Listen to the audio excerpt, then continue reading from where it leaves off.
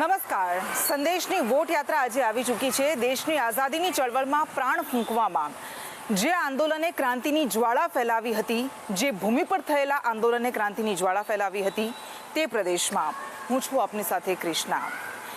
જે સત્યાગ્રહે મોહનદાસને મહાત્મા બનાવ્યા, જે આંદોલન વલ્લભભાઈની સરદાર બનવાની સફરનો પહેલો પડાવ હતો, તેમના વ્યક્તિત્વ અને વિચારધારામાં જેમણે પરિવર્તન ફૂંક્યું, તે ખેડા સત્યાગ્રહ જે ભૂમિ પરથી થયો હતો, એ પ્રદેશમાં હું આજે ઉપસ્થિત છું.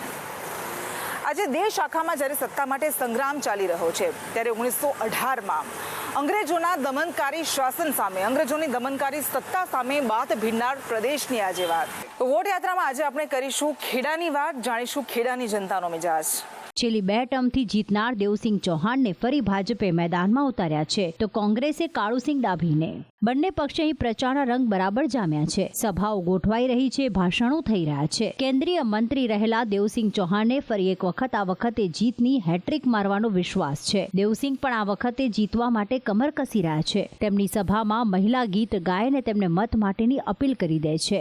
હું તમને સમજાવું, ખેડા જિલ્લો એ generation to generation Congress minded લોકોનો જિલ્લો. કેમ, હું તમને એ પણ સમજાવું કે દેશમાં જ્યારે સ્વતંત્રતાની મૂવમેન્ટ ચાલી અને ગાંધીજી, સરદાર સાહેબ, એ સમયની પેઢી સ્વતંત્રતા પહેલાંની અને સ્વતંત્રતા પછી પણ આ બૃહદ ખેડા જિલ્લામાં generation to generation Congress minded લોકો આવ્યા. કેવી રીતે આવ્યા કે તત્કાલીન કોંગ્રેસે રચનાત્મક કામ કર્યા, સમાજ પરિવર્તનના કામ કર્યા, લોકોને સ્વરાજની સાથે જોડ્યા, આંદોલન સાથે જોડ્યા. એટલે એક પ્રકારે એક એવી પેઢી આવી કે જેને કોંગ્રેસ પ્રત્યે આસ્થા, શ્રદ્ધા હતી. અને એ એની માનસિકતા પણ એવી કે અમારું પરિવાર તો કોંગ્રેસનું, તો અમે તો કંઈ ના કરી શકીએ કોંગ્રેસ સિવાય.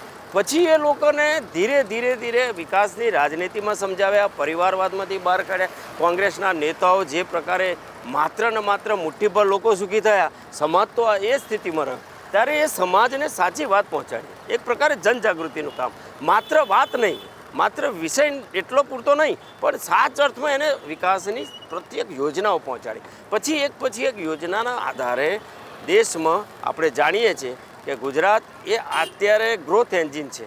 તો ગુજરાત છેલ્લા 20-25 વર્ષથી ભારતીય જનતા પાર્ટીના શાસનમાં ખૂબ મોટું બદલાવ આવ્યો છે, ચાહે ઇન્ફ્રાસ્ટ્રક્ચર હોય કે. જોકે દેવસિંહને ચિંતા પણ સતાવી રહી છે, ને એની પાછળનું કારણ છે ક્ષત્રિયોનો વિરોધ. ખેડા બેઠકમાં સૌથી વધારે 9 લાખ ક્ષત્રિય મતદારો છે, અને એમની નારાજગી દેવસિંહ માટે માથાનો દુખાવો બની છે. તો આ તરફ કપડવંજ કઠલાલના પૂર્વ ધારાસભ્ય રહી ચૂકેલા કાળુસિંહ ડાભીને કોંગ્રેસે મેદાનમાં ઉતાર્યા છે, અને કાળુસિંહ પણ દેવસિંહનું હેટ્રિકનું સપનું તોડવા માટે મહેનત કરી રહ્યા છે. સભાઓ કરી લોકોને તેમને મત આપવા અપીલ કરી રહ્યા છે. ક્ષત્રિયોનું બહુમતી ધરાવતો વિસ્તાર કહી શકાય. રૂપાલા દ્વારા જે નિવેદન કરવામાં આવ્યું છે તેને લઈને જે રીતે ક્ષત્રિયોમાં વિરોધ છે, ત્યારે એનો લાભ હવે કોંગ્રેસને કેટલો મળી શકે એમ છે? એમને લાભ મળવાનો છે.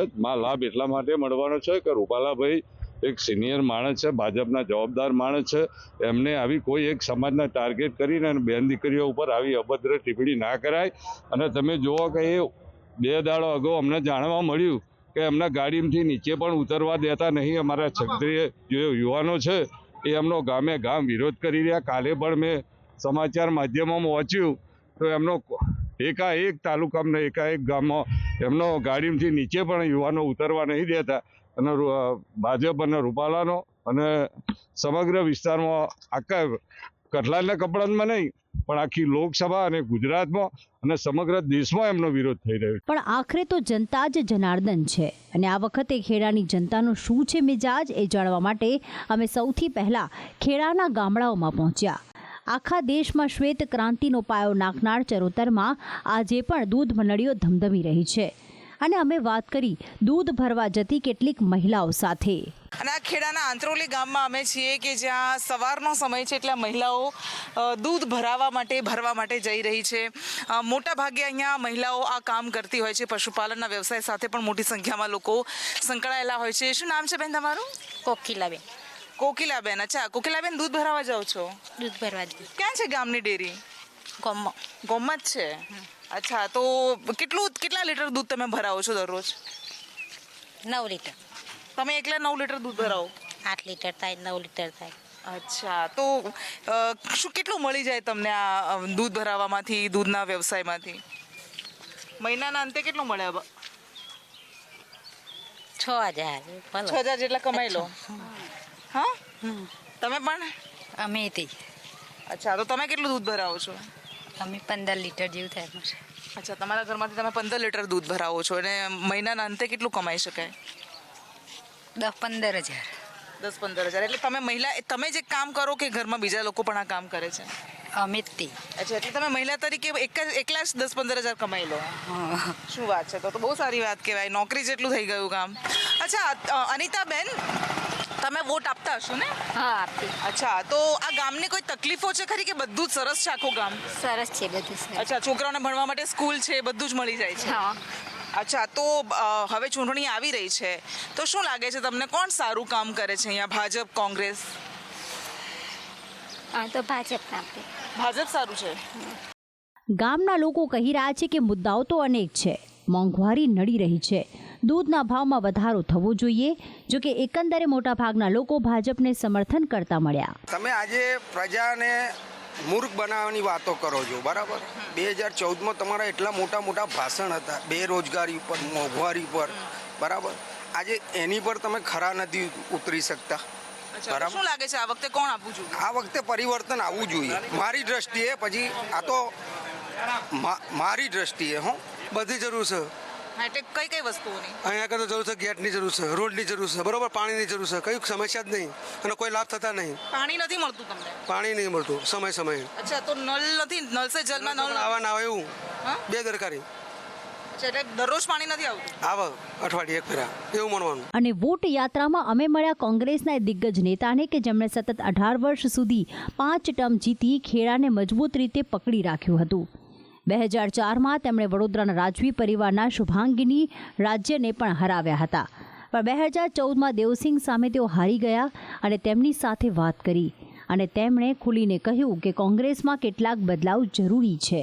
સંતોષની લાગણીઓ એ અખબારો દ્વારા પણ દેખાઈ રહી છે અને એ લાગણીઓ કદાચ હું માનું છું જો પરિણામમાં પ્રવર્તે તો હું માનું છું કંઈક નવું રિઝલ્ટ આપવાની આશાઓ મને દેખાઈ રહી છે. એટલે આ વખતે ક્યાંક નવું પરિવર્તન આવશે.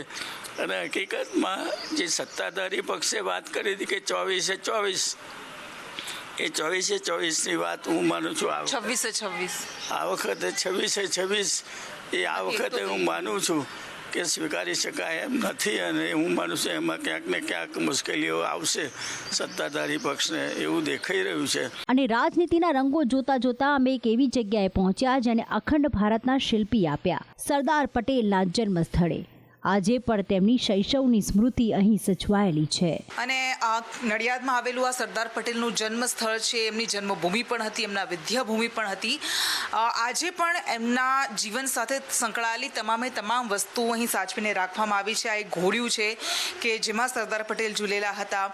બાજુમાં મણિબેન પટેલ કે જેઓ સરદાર પટેલની પ્રતિમાને સૂતરની આંટી પહેરાવીને વંદન કરી રહ્યા છે, એ તસવીર છે. અને આ એક ઘર છે, આ એક કબાટ, એ દિવાલો, એ બધું જ સાચવીને રાખવામાં આવેલું છે. અને આ ઘરમાં અત્યારે કોઈ રહેતું નથી. જ્યારે એમના દૂરના પરિવાર સંબંધીઓ તેઓ જ્યારે અહીંયા આવે ત્યારે તેઓ આવતા હોય છે 1-2 દિવસની મુલાકાતે. પરંતુ આ જે જગ્યા અમે આપને બતાવી રહ્યા છીએ, આ એ ઓરડો છે જ્યાં તેઓ રહેલા હતા. આ જગ્યા તે યાદ અપાવતી રહે છે.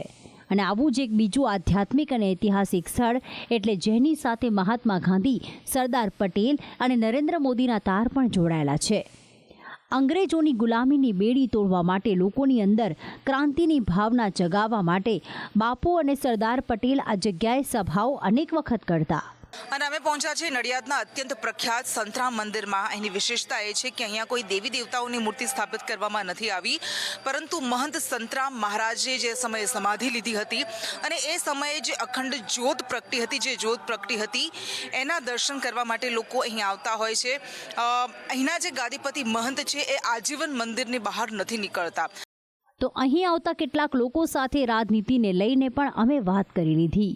સુંદર મંદિર છે, આધ્યાત્મિક છે. અહીંયા કોઈ દેવી દેવતાની મૂર્તિ પણ નહીં, કોઈ જાત નહીં. મહારાજ જ બોલાય છે અને દત્ત ઉપાસક છે મહારાજ છે ને. તો દેવસિંહ ચૌહાણ. અચ્છા, એ કામ કરે છે ખરી દેવસિંહ ચૌહાણ? હા, કરે છે કામ. વડીલો સાથે તો વાત કરી, પરંતુ વોટ યાત્રામાં ફરતા ફરતા અમે એવી જગ્યાએ પહોંચ્યા જ્યાં યુવાનો ચાની ચુસ્કી માણવા આવે છે અને રાજનીતિની ચર્ચાઓ કરે છે. મોટાભાગના યુવા નરેન્દ્ર મોદીની કામગીરીના મુરીદ છે. નોર્મલી બી તમે જોશો તો સારામાં સારા છોકરાઓ બી યંગસ્ટર બી સારામાં સારું બ્રાન્ડેડ શર્ટ પેન્ટ પહેરીને ફરતા હોય છે. તો મોંઘવારી કઈ જગ્યાએ છે એ જ ક્વેશ્ચન માર્ક છે. અચ્છા, મોંઘવારી નથી એવું એમનું કહેવું છે. બીજા કેટલાક યુવાનો સાથે પણ આપણે વાત કરીશું. તમારું નામ શું છે ભાઈ? દીપ મેકવાન.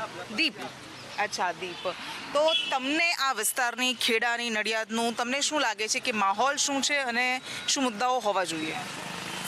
સારી છે બધું. અત્યારે ઇન્ફ્રાસ્ટ્રક્ચર બધું સારું છે. બધી જગ્યાએ તમે રોડ અને બધું સારું જોઈ શકો છો. અને બીજેપીએ બહુ બધું કામ કર્યું છે આજકાલમાં કે રોડ અને બધી સ્કૂલોમાં પ્રોપર એજ્યુકેશન મળે છે સ્ટુડન્ટ્સને અને નાના છોકરાઓને બી. ગવર્મેન્ટ સ્કૂલોમાં બી તમે જોઈ શકો છો બધું બહુ સારી ઇન્ફ્રાસ્ટ્રક્ચર થઈ ગયું છે. બધું ઓનલાઈન ને એવા ક્લાસીસ હોય છે. તો બધું સારું થઈ રહ્યું છે. તમે કેટલા વર્ષથી વોટ આપો છો? હું તો 4 વર્ષથી. 4 વર્ષથી વોટ આપો છો, એટલે પહેલાંનું તો તમને ખબર નહીં હોય કે કોંગ્રેસમાં કયા નેતાઓ હતા? ના. અચ્છા, તો અહીંયાનો શું એવી સમસ્યા છે કે જેના પર કામ થવું જોઈએ જે વર્ષોથી લટકેલી છે? સમસ્યા તો અહીં એવી જોવા મળે છે કે રોડને લીધે બહુ પ્રોબ્લેમ્સ થઈ રહ્યા છે. ભાજપ છે. કોણ ઊભા છે અહીંયા? ભાજપમાં આપણે પંકજભાઈ દેસાઈભાઈ. સાંસદની ચૂંટણી છે, લોકસભાની ચૂંટણી છે, કોણ છે બંને કેન્ડિડેટ્સ ખબર છે?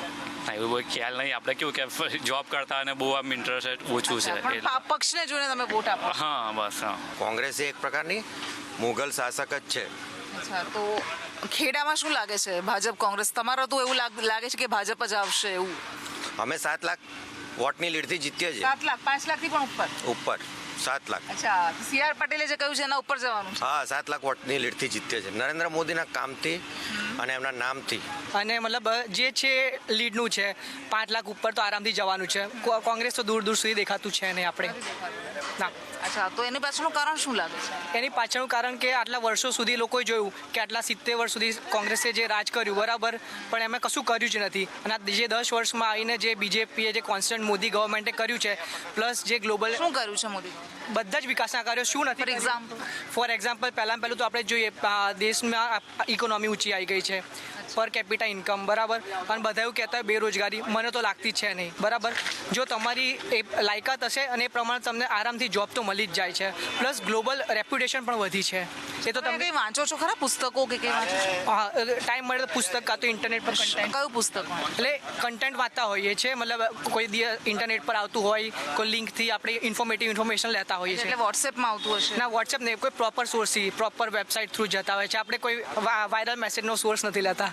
અચ્છા, ઠીક છે. એટલે આ યંગસ્ટર્સ સાથે આપણે વાત કરી.